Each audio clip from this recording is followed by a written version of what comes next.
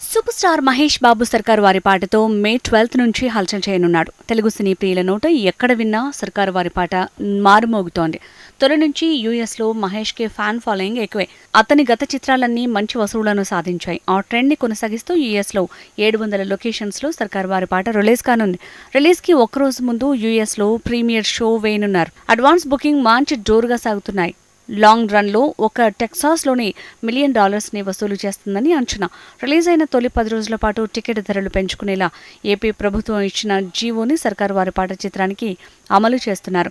దాంతో ఏపీలో advance booking, online booking హంగామా అప్పుడే మొదలైపోయింది. నైజాం రైట్స్ని దిల్రాజు దక్కించుకున్నాడు.